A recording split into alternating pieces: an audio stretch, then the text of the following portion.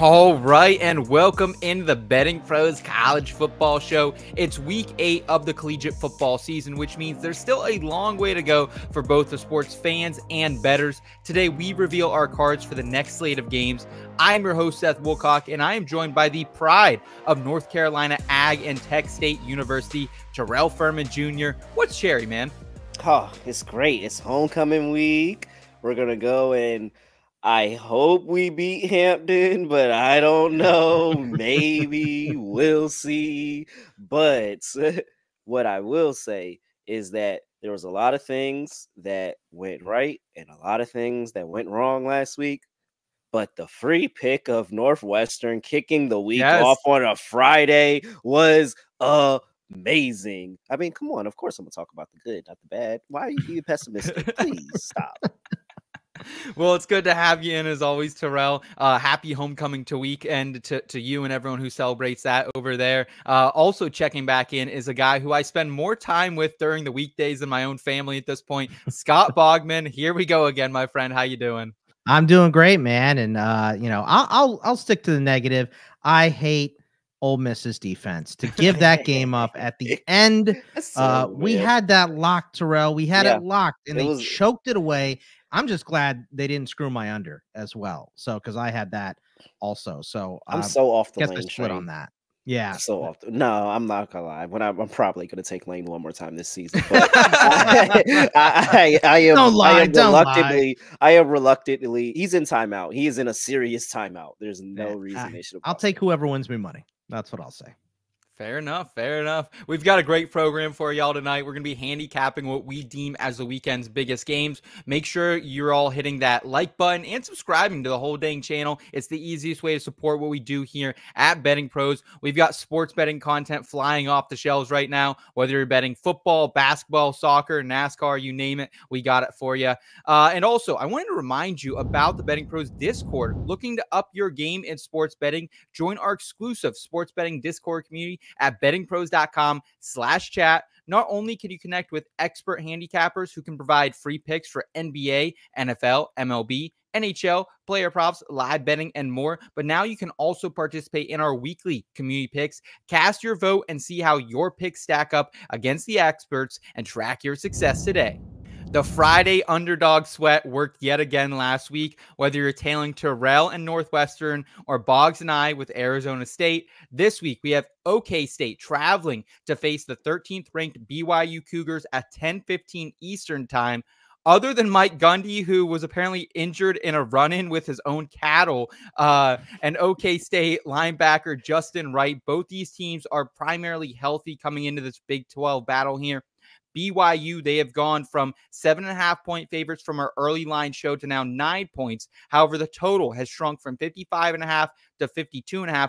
Bogman, you and I liked the over already in this game, as do the Betting Pros projections, who give it a 66% chance of now going over 52.5. You've got to be floored to see this drop a little bit. Is that going to be your official play tonight? It is, and I want to take BYU and lay the 9.5, whatever it gets to here in the next couple hours. I think 9.5 is probably what it's going to settle at before the weekend. But yeah, I mean, I think Oklahoma State has shown us nothing. They have QB issues as well.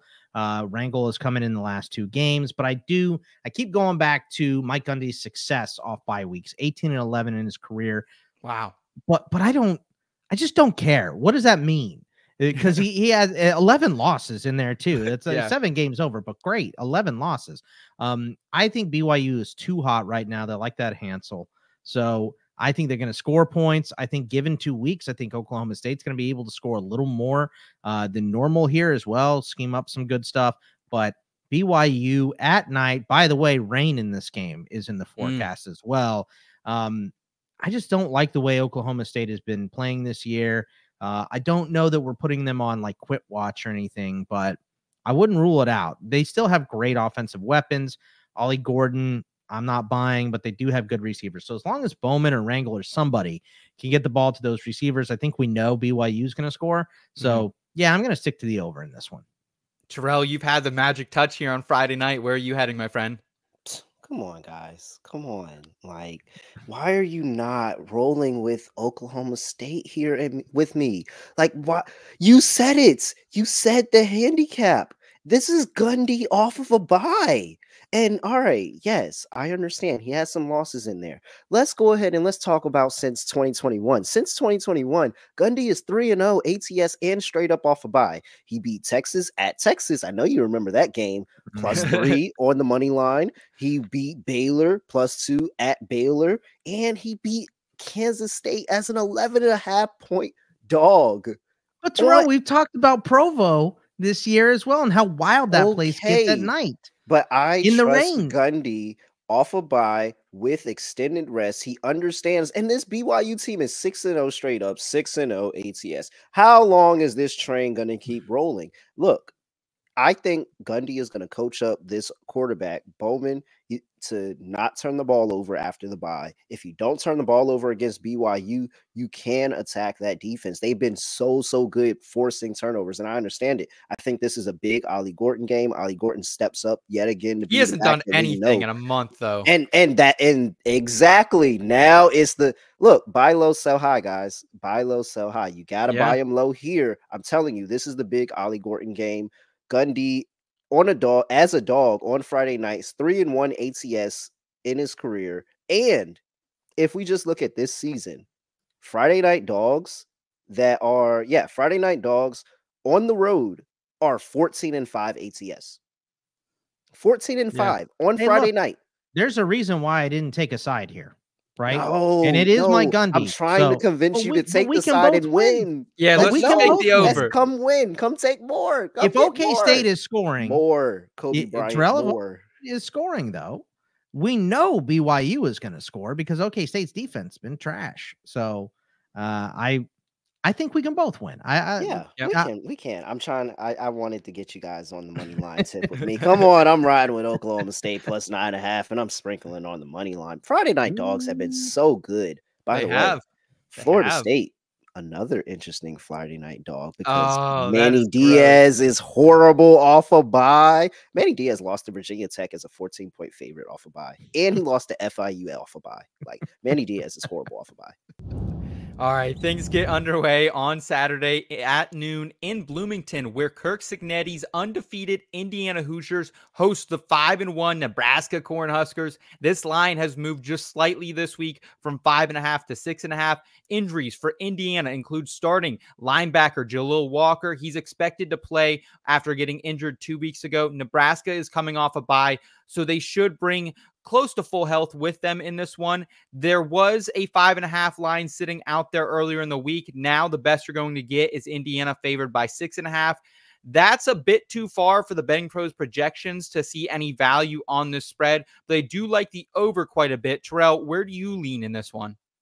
I think I'm sticking with Indiana, man. Indiana's been really, really good. And I just think that they're being underrated because they're Indiana. And when is the last time have we seen Indiana play to this caliber, like for this long into the season? I think that I am still not 100% there with the buying Dylan Raiola on the road. I mean, he was going up against Purdue. And so that's the spot where I'm like, okay, like he got the win on the road against Purdue, but Purdue is Purdue. I think that this Indiana team is really, really out for blood in the Big Ten this year. They look really, really good. I trust the offense. I think Raiola is going to have a little bit of a sleepy game against that Indiana defense. I'm back in Indiana here. I think they can win by 7. Bogman, how do you feel about this? We saw Kirk Cignetti on the Pat McAfee show earlier this week saying how, hey, we like to get there as late as possible on Friday night. We have all our meetings in-house here in Bloomington, and then we show up here on Friday. We wake up early, and we get ready to kick some butt. So how do you feel about here Kirk Cignetti and the boys heading into another big one in the Big Ten? Yeah, look, this team has been tremendous, and you saw it. A lot of it is Coach Sig, obviously, bringing a lot of pieces from James Madison over and their awesome run last season, and they're just efficient. They're the number one graded overall team on PFF right now. Like this team is hitting their stride. In Nebraska is a very strong team too. I heard A couple other people talking about how Indiana plays a lot of zone. Rayola's been really good against the zone. So maybe let's tap on that over as well. I think that's a good call that you brought up, Seth. But I'm with Terrell. I'm sticking with Indiana. They just are the hot team right now. They look good. They're coming off a bye. So is Nebraska. But I just trust in Coach Sig. So I'm going to lay the points and take the Hoosiers. They don't underperform, man. Like when they play a bad team, they beat the crap out of them. Like that's what you're supposed to do. Northwestern gave them a little against the spread scare, not a game scare. Yeah. But I was like, come on, man. We need to stop here at the end. One of those because I had bet Indiana. But yeah, they covered. They're a cover machine right now. The other highlight of the noon slate here, gentlemen, is number 6 Miami, who's moved to 4.5-point favorites over the Louisville Cardinals. Coming off their bye week, the Hurricanes have just cornerback Damari Brown, who has been injured since the opener, expected to be out in this one. The Cardinals are coming off a hard-fought game against Virginia. The first game, they were without their starting left tackle. This is after they've already lost some of their best wide receivers on the season, Jane Thompson earlier this year as well. BP projections, they love the over in this one more than the spread here. They give it a 75% chance of hitting. Terrell, where do you land on this one? You've been the fade Miami crowd heading into their bye week. Do you rinse and repeat coming out of the bye week? Was I wrong? No. We wasn't wrong. Why are we going to? Why? Like, and I understand. And if this was a larger number, it would have been a stone cold lock, like a stone cold lock. I still think it's a pretty good play to play Louisville on the money line here. I think, don't want anybody in the comments. Whoa, you got But I feel like this is a complete get up spot, especially because they didn't play to the pedigree that they felt like they should have played on the road at UVA last week. And if you ever allow UVA to cover a spread against you, you should really be looking at yourself hard in the mirror. But I think this because you should 100% be looking ahead to this Miami team and just understand that this is a chance to turn your season around. Like with the new playoff and 12-team playoff and getting teams in and how contested the ACC is, I think the ACC is still up for grabs because I don't trust Miami. So I think this is an amazing spot for Louisville. I think they're going to go out here. The fans are going to be up and erupted. And I'm not going to back Cristobal after a bye. Like, I'm not backing Cristobal after a bye. I think he's a bad coach. I don't think that this team is all they're cracked up to be because I've seen the holes against Virginia Tech and they showed up against Cal the next week. Bogman, where do you land on this game? I hate it. I will not be betting it. I'll tell you that much. But my pick, I am going to pick Miami here. I just think they do match up well with Louisville offensively. I think, Louisville, they put a lot of pressure on the passer, and that's their game. And look, Cam Ward has been sacked 6 times in the last 2 games, 3 against Virginia Tech, 3 against Cal. So not his best record here, but they are getting their starting left tackle, Jalen Rivers, back. He's missed all but week 1 this week. And there is no one cooler in the pocket than Cam Ward, right? And Louisville gives up big chunk plays. They get beat deep. I think that's where Miami's going to be able to take advantage offensively. So I think this game, I think I like that overcall as well, but I will take Miami here. But again, I not with nearly as much fervor as Terrell has on Louisville. I don't like this game. I think it's too close to bet. So I'll take Miami, but I will not have any action on this one. Reverse line movement on Louisville, by the way, as well. Oh, okay. All right. That was the icing on the cake for me. That's 100% getting bet on the card for sure. Okay. And before we keep it moving, don't forget to join our college football podcast group. You can sync your picks and use our quick pick feature on the BettingPros sports betting app to get a chance to win some free prizes. Elevate your betting strategy and join the conversation today at bettingpros.com/college. If you like Big Ten football, how about a top 25 clash between Michigan and Illinois here at 3:30 p.m. Eastern time with a total of just 43.5. Michigan is favored by 3.5 with 6-year quarterback Jack Tuttle expected to start in this one. However, they have a ton of questionable tags coming in here, including their left tackle, their outside linebacker, their center, their cornerback. The most notable injuries for Illinois, though, is their leading rusher, Caden Fegan, who is not expected to go in this one. This could be why the spread has moved from 1 point to 3 points in favor of the Wolverines, Bogman, you liked Michigan when it was almost a pick 'em. How do you feel now that the line sits at almost a field goal? Yeah, I'm still going to be on Michigan here. And listen, if you want to fade me on my Michigan plays, feel free. I've been miserable at picking Michigan this Disclaimer. season. I will fully, admit to that.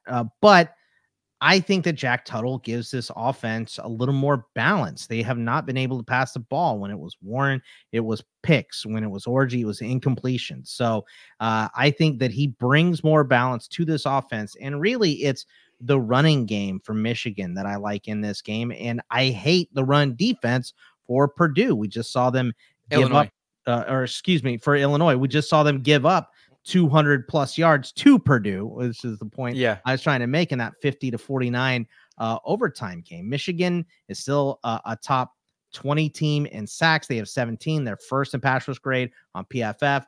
The offense is a mess, but I think they can run the ball. Like I said, I just, in this game, I don't think Illinois matches up very well. Rushing D, they're 77th in the country, giving up 149 points per game, and they're 126th in run grade defense on PFF as well.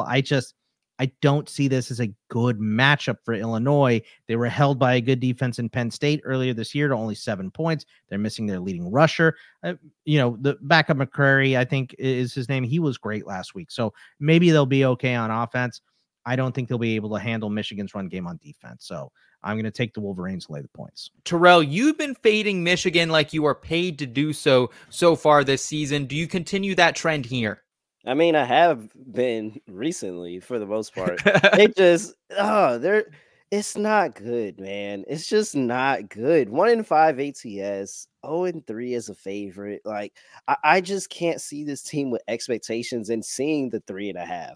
Like, you could have had me when it was at 1, maybe 2. But when I got that hook at the 3.5, I'm like, oh man, there's no way I can do this. And I know it requires me to bet money on Luke Altmaier. And that is always a task. But he has cash for me this season. He's been much better this year. Like, he has cash for me. So he's not in complete auto fade, but I will admit it doesn't feel good at all. But I mean, come on. Illinois has been really, really good as a dog. Like, every time they've been underestimated by the books, they've been able to show up in 3-0 ATS in that spot. I'm going to continue to back them as a dog again. Okay. All right. So a house divided once again here around Michigan. Nothing new on this program if you've tuned in so far this season. Let's go ahead and move to the third Saturday in October, a rivalry that defines college football. Alabama versus Tennessee. 7th-ranked Bama comes in off a scare versus South Carolina, but they remain a 2.5-point favorite against Josh Heupel's 11th-ranked Volunteers. For Bama, they should get wide receivers Kendrick Law and Kobe Pentance back in this one, as they are probable, while linebacker Fonzie Pierre remains questionable. Meanwhile, Tennessee, they got some horrible news this week. Keenan Pill, their top-rated defender, their team captain, will miss the rest of the season with a torn ACL. Starting wide receivers Squirrel White and Brew McCoy also remain questionable. I hammered down Bama against the spread. BettingPros projections actually like the over in this one a lot more. They give it a 92% chance of hitting. What say you, Terrell, in this game? Oh, come on. I don't know if you guys remember, but the last time Bama was here, they took the pole, the goalpost, they took it to the river. Like, I think somebody said it's been like the last 3 trips into Tennessee for Alabama that has happened because they lost to Vandy. And that happened this year. So, like, they just won. Did you see how much those things cost? Did we have that? We had that conversation. Yes. Well, they get fined too for storming the field. Oh, so I don't know if it's all the goalposts, but yeah, that was a lot. I am so on Bama. They remember this. Their fans remember it. The players remember that they went in there and got embarrassed. They got embarrassed. That was a game 100% they thought they should have won, and it completely turned their season around from where they thought they were going to be at. And now we get to come back here with this. Wait, they're missing Squirrel White. They're missing all of these pieces. The defense is missing players. Yeah, like, that's what I'm saying. This is a old-fashioned Bama masterclass on the road where they just dominate. I think DeBauer takes this game so serious.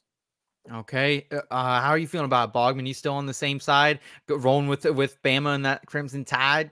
Yeah, I think I have to. I mean, how about these last 3 scoring totals for Tennessee? 25 against Oklahoma. They said they pulled up, maybe not. 14 against Arkansas on only 156 passing yards. Nico was sacked 4 times in that game. 17 points in regulation against Florida. It took him till overtime to get over 20 points in that game. So we're having real issues on offense for Tennessee. Bama's having issues on defense, however, obviously getting torched in that second half against UGA. They gave up 35 to Vandy. They looked better against South Carolina, but broke down late, let them climb back in, and they were a 2-point conversion away from tying it. So there are issues on both sides here, but the Tennessee defense has been strong, but I think Bama just has more outs. We've seen Jalen Milroe turn it on and become the guy. And I think that if Tennessee gets down with the offense playing the way it is, how are they coming back? Especially with Brew McCoy and Squirrel White down in this game, most likely. How are they making a comeback on Alabama? That is my question. So I don't think that happens. I think Bama has more outs, so I'm going to be on Alabama in this game. Roll Tide, baby. Let's do it. In Atlanta, number 12 Notre Dame hopes to continue to build momentum as an 11-point favorite against Georgia Tech. This line opened up by 2.5 points since our early line show. This is likely because Tech's dual threat quarterback Haynes King is day-to-day currently. We don't know if he'll be playing on Saturday. Still, Notre Dame will be without their preseason All-American cornerback Ben Morrison for the remainder of the season. Big injuries on both sides here, Bogman, but BettingPros projections still like the Irish at 11.5 and love the over on the 49-point total. Do you agree with those calls? I don't know about the total at all. I don't want to mess with it, especially let's see Haynes King come back and all of those injuries in the Irish secondary right now. They've got a lot of youth playing there. So I don't want to touch the total right now. I want to see what happens with Haynes King. I think I'm okay taking Notre Dame here at anything underneath the 13.5, somewhere in that neighborhood. But it's going to be a stay away from me in this game. Tech is 24th in rush yards allowed, but they gave up 200 to UNC last week, and they've been awful in coverage. They only have 9 sacks and 1 interception so far. So Notre Dame is not a good passing team, but this team can beat passing. Does Notre Dame have enough in the passing game to beat Georgia Tech? That is my question. I have questions on offense for the Irish and with Georgia Tech's quarterback here, Haynes King. I don't like this game. Forced to make a decision. I'll lay the points and take the Irish, but I don't like it at all. Terrell, do you like a side? Oh, yeah. I love Georgia Tech here. Plus the points. Sprinkle on the money line here. Come on. First of all, we got Brent Key as a dog. This is one of my favorite coaches as a dog. Brent Key currently sitting at 11-4 as a dog, 7-3 when he's catching double digits. When nobody expects his teams to show up, they show up and they show up big. And I think I'm okay with Zach Pyron if he is the starter here. I mean, he came in 2022. He completed 60% of his passes when he came in relief then. So I think that he can actually take advantage of a depleted Irish secondary, but I also don't trust Notre Dame offensively. I just don't 100%. Something's not right there. And we thought in the beginning of the season that it would look way better and they would be one of the top, at least a top 10 team in college football. But I don't see it. I actually think they're overseeded now. And so, I think Georgia Tech's going to make this a game. They're going to make them really, really think about it. Now, I wish it was at Georgia Tech and not at Mercedes-Benz, but I still think even though it's going to be 50-50 split on the crowd, probably that Georgia Tech's going to be able to do enough. And the last time they had a 50-50 split on the crowd, they got the win in Ireland, but that was a really, really bad Florida State team. I still like Georgia Tech. Notre Dame is not Florida State. That is for sure. Would you still bet them if Haynes King is out? Yeah. I mean, so again, I'm a guy who thinks Haynes King sucks. Sucks. He's been pretty good this year. He's a good runner. He's a good runner, man. So he worked his way off of the non-bet list with the win over Florida State. He did. However, Zach Pyron is the same athlete. They would bring him in on goal line packages anyway. And I think Pyron can actually somewhat throw the ball a little bit. I don't think that the difference between Haynes King and Pyron is that big of a difference where I'm going to count it as a point and a half or anything. I just think it's too much value on 12 here. Okay.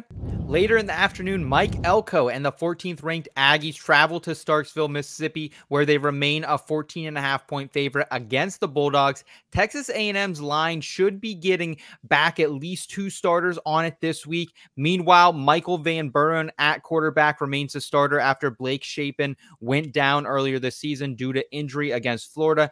BP once again shows a bit of value on the Bulldogs to cover here, Bogman. You've been riding with them of late. Do you officially get off the train here, you think?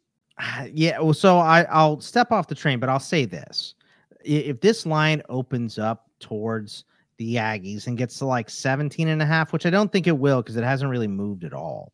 But if it opens up for whatever reason, I will be back on Mississippi State. The 33.5 was easy money last week. So I had that in my Friday video. That was one of my favorite calls of the week. They only ended up losing by 10 because this offense for Mississippi State has changed with the new quarterback, Van Buren, as you were mentioning it. When he's not getting pushed around by Kirby Smart, he's out there scoring some points. So I really like what Mississippi State has done. I just think A&M getting all those pieces back, this could be an ass kicking. I would not be surprised. So for me, I'm going to take the under total in this game. I think A&M is going to be able to hold Mississippi State. They're coming off a bye. They've got to see this offense, work the last couple weeks as well. So I just think A&M is playing with confidence. That's a scary thing right now for the rest of the SEC. So I'm going to take the under because I don't think Mississippi State scores many points at all here.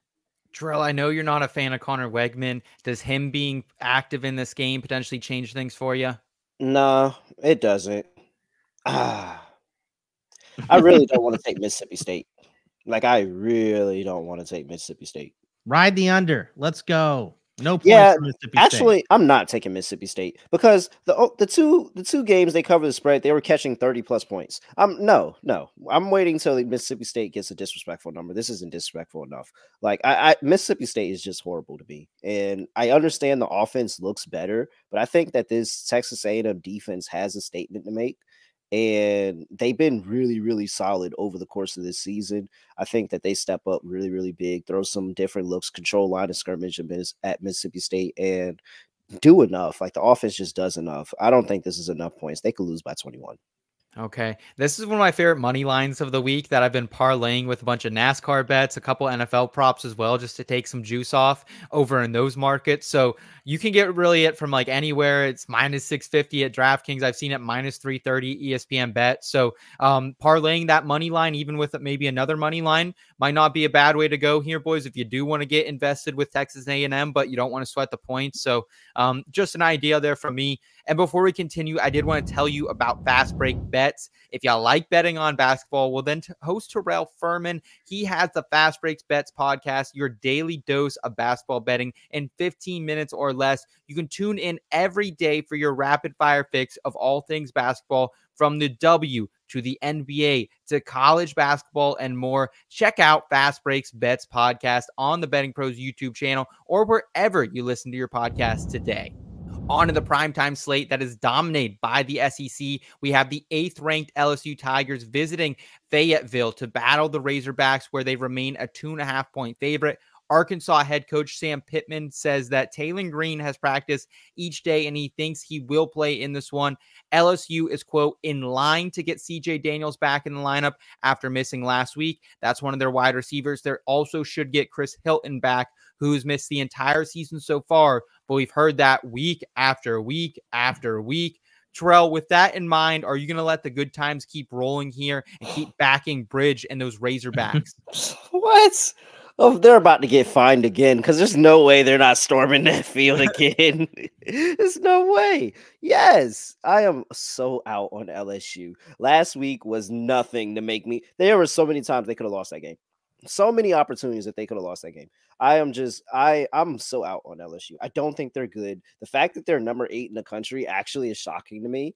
And I question, maybe I'm wrong. Maybe they are that good, but then they can continue to underperform. And I think this is the spot. This is the spot where we catch them slipping and they catch that second loss. And Arkansas, who plays really, really well at home, I trust Poolport Pittman, who has now deferred the reins of the offense over to road rash face Bobby Petrino. I'm 100% locked in with this Arkansas team right now.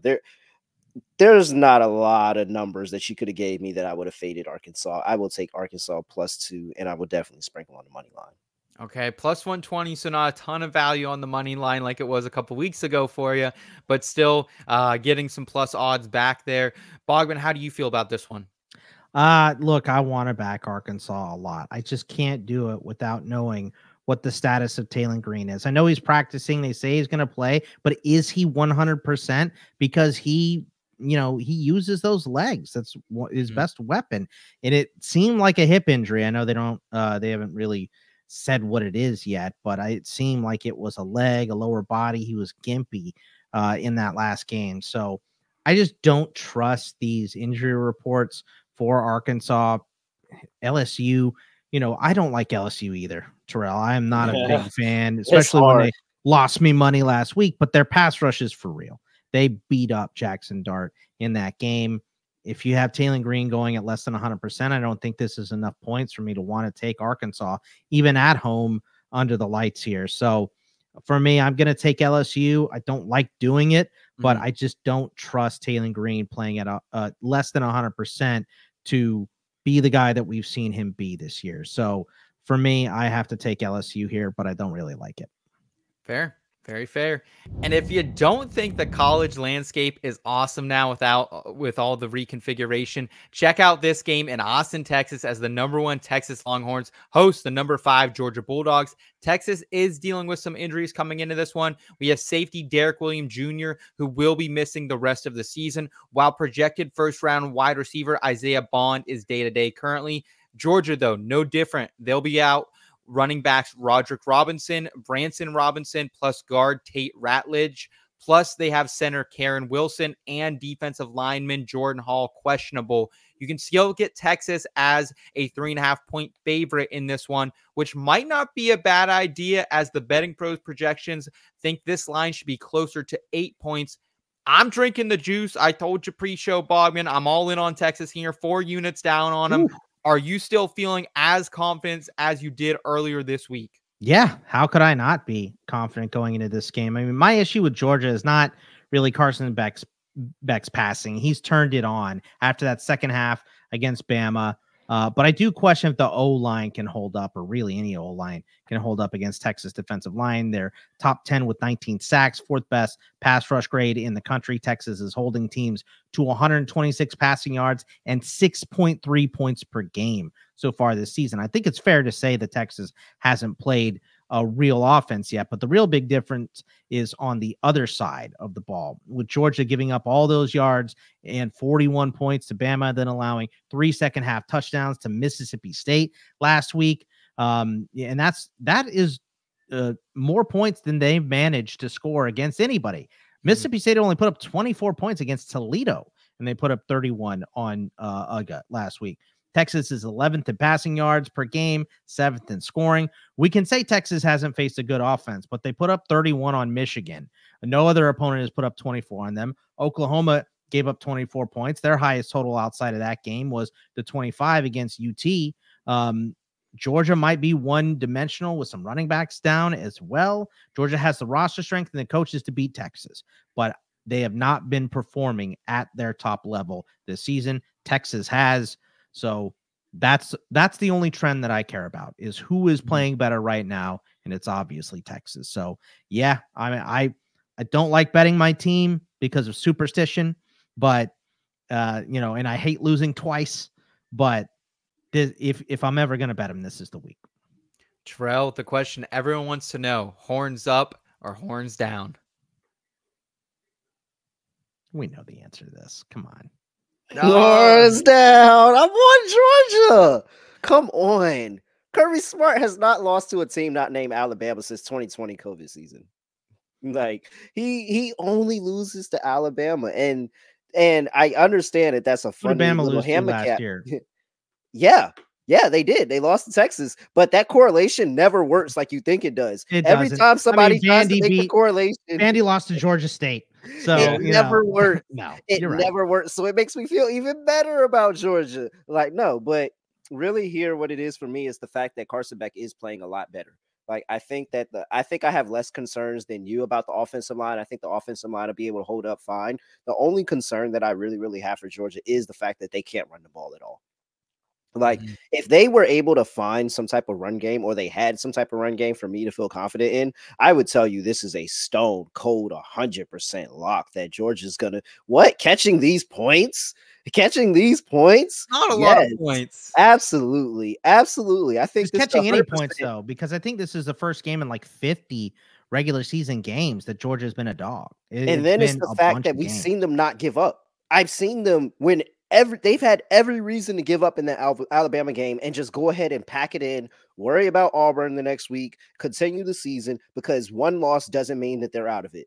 But they went back, they fought back in that game, they made it a game. And I think that even if that was to happen in Texas, that they're not going to give up and Carson Beck can throw them from behind. I can't say a lot of other QBs can throw their team from behind, but I sure think Carson Beck can too. So I think that the back door is open. Could be a 3-point game here. I think Georgia is a little bit live here because nobody just wants to let Texas come in here and run the SEC. Like, that would be, come on. They got to have a little bit more pride than that. Texas will be licking their chops till the end of time if they come in here and run through the SEC in their first year. So, yeah, I think this is a really good spot for Georgia against a really good team to turn their season around, because I think they have underperformed all season, but this just seems like an amazing game, an amazing spot on the road where people are really, really doubting you for you to go ahead and get it done. I talked about it on our earlier week show. I don't think they can come back if they get down. I think this Texas defense is too good, to be honest with you. I know they did it against Alabama, but Alabama's been suspect at times on that defensive side. Like, we haven't seen Texas one time so far this season. They haven't played a ton of people, but I feel like, Bogman, you watch this team closer than I do, but they haven't left the back door open for most teams. It feels like when they get up, they just keep the pedal down. The problem is this is their first real test against a real passing team. You know, they have not played very many good offenses at all this season. So this is a test. And this is, I mean, look, Texas has been giant favorites against everybody except for Georgia. And there's a reason. Georgia is good enough to win this game, even on the road. This is a national title contending team. The reason I'm confident about Texas is because Texas has been on point and Georgia has not. So that can all change in a week. You know, there's a lot more parity in college football than there ever has been. And that stuff can change in a week. It can. This is absolutely a game that Texas can lose. But like I said, the only trend I care about is that Texas has been good and Georgia has not. That's it. Yep. You know, and Georgia hasn't been bad, but they have not been Georgia yet. This would be a good game for them to turn into Georgia. Agreed. Meanwhile, number 9, Iowa State, they return home where they are now 13.5-point favorites against UCF. We touched on it last week that this Cyclones linebacker core is a group of gritty depth players who are making it happen. Can they and Rocco Becht, one of your favorite players in the country, keep it rolling here, Terrell? I'm trying to mentally prepare myself for the Rocco Becht letdown every single week. I'm like, oh, is this going to be the letdown week? Is this going to be the letdown week? And then it's not. It's not. We thought it was last week. Yeah, if it was going to be somewhere, it was going to be Morgantown, right? Oh, 28-16 in Morgantown. Like, oh, what a horrible, horrible game by West Virginia. But, oh, Rocco Becht, I am so bought in, and I just don't know how I can fake it. We need to get this man a jersey. Someone who I don't know. Yeah, get this man a jersey. When nobody was your favorite team in the Big 12, though, Terrell, because you liked Utah before, and they looked miserable with Cam Rising back. And now is it Iowa State? Are you jumping on the Iowa State train, the Cyclones? It's a very 1A, 1B. Like you're really, really testing me here, because despite Cam Rising completely, it just he's done. He's not going to play again this year. Yeah, I saw that. You're really going to get on my nerves, Cam Rising, but it's okay. It's okay.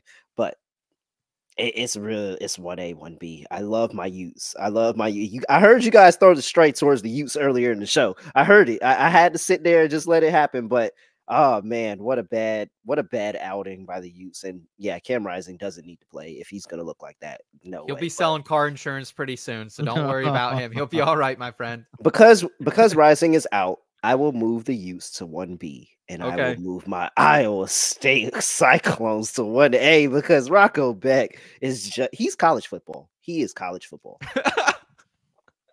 All right, so we got one on Iowa State there. How do you feel about it, Bogman? Man, this feels like such a trap. The letdown is coming. The letdown is coming. It feels like such a trap because UCF has looked like such hot garbage. They have looked miserable, and Iowa State looks unbeatable. That's why on the Monday show, I was like, I don't know. I don't think this is a good matchup with all those linebackers down for Iowa State. So here's what we're going to do. Iowa State has had some issues starting. We've seen them, we've seen them play where UCF hasn't covered in 3 weeks, but Ja'Cory Brown, the new quarterback, looked good when he took over last week. 13 for 20, 270 yards and a touchdown. He added 16 and 84 on the ground. I don't think UCF will win. I think they can keep it closer than expected, though.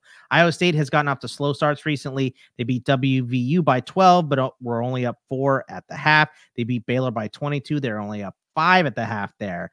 They were up 3-0 on Houston at the half before winning 20-0. So they put up 17 points in the second half.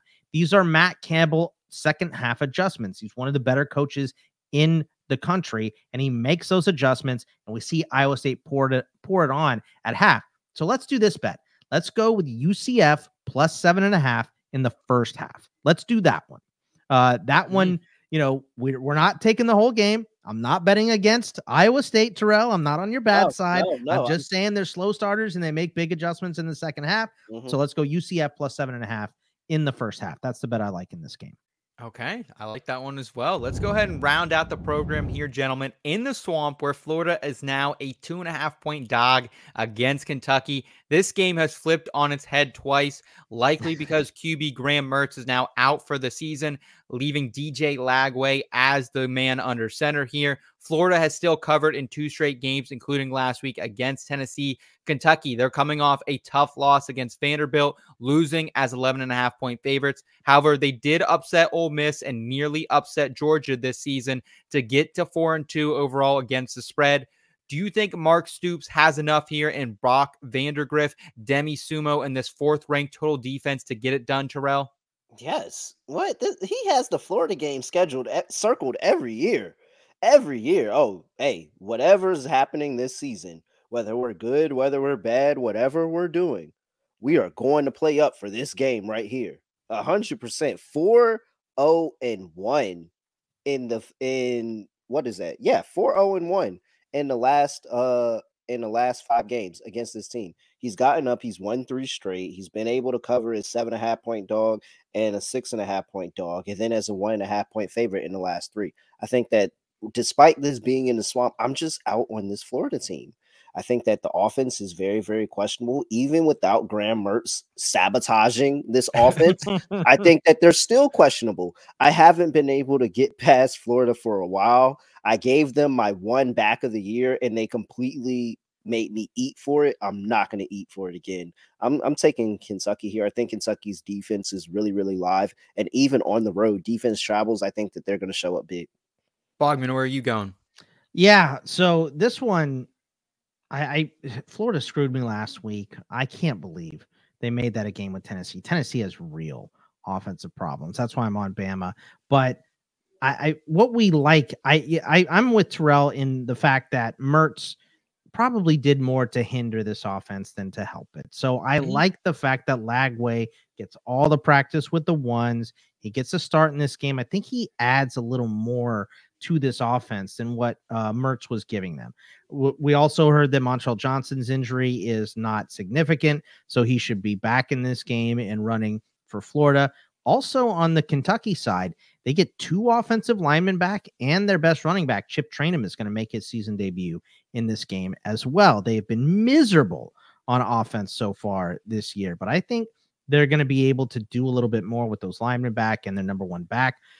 So let's take the over in this game. Look, Kentucky has a great defense. They hold teams down, but I think one of 2 things is going to happen here. We have 2 outs to this over. It's either Lagway is going to open up this Florida offense and they're going to score some points and make some big plays, or he's going to make some big time mistakes, which is going to put some short fields set up for this Kentucky offense to try and get better. So I think we have 2 outs to this over. So that's the play that I'm going to make in this game. We're going to go over. What did we have it at, Seth? It was at 41 and a half, 42 and a half, 42 and a half. Yeah.